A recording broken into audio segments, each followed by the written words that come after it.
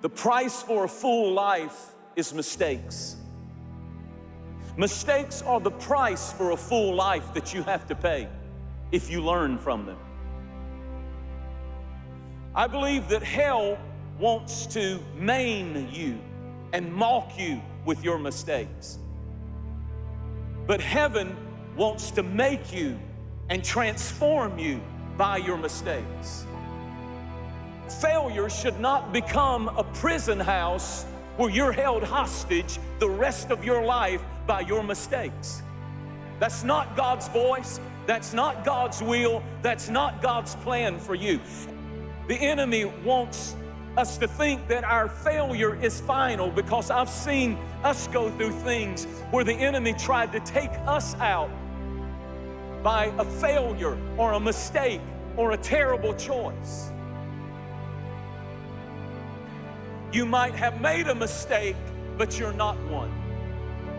You might have failed, but you're not a failure. You might be down, but down is not your destiny. There is a resurrection coming to your dream, to your life, to your call, to your purpose. Oh, but God will never define you by your worst mistake. You serve a God who says, I make all things new.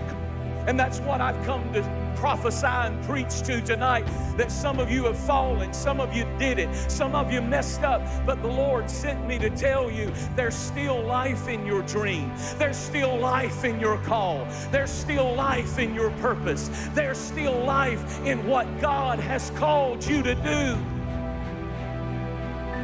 It's going to take some time. It's not going to be instant. It's not going to be quick. The word restoration doesn't just have restore in it. It has rest in it, because if God's really going to restore your life after your dreams have been torn to pieces, you got to give Him a little time. And little by little, He begins to piece your life back together.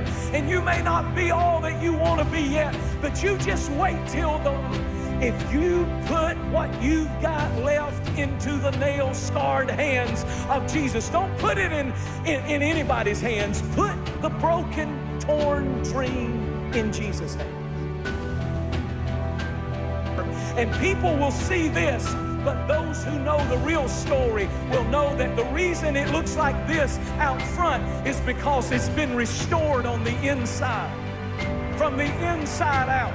Like the Lord is saying, when I get through with you, you're not going to look like what you've been through. You're not going to look like abuse. You're not going to look like your failure. You're not going to look like a mistake. You're not going to look like a bad choice.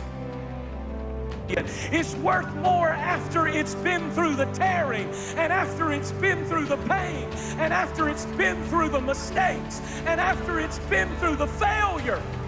After the dream has been torn, if it comes back, if it'll get back up, if it'll let Jesus restore it, it will only increase, not decrease, in value.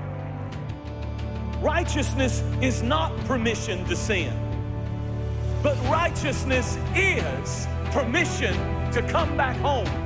You might have fallen and you might have failed and you might have made a mistake, but you are not a mistake. And God will never define you by the worst mistake and choice you made in life. Righteousness is determined after you've had the failure. Do you get back up? Do you turn it into praise? Do you turn your pain into praise? Because if you will, He will restore you, and out of your ashes will come beauty again. I promise you. I don't know when. It might take a little time, but out of the ugly thing will come beauty.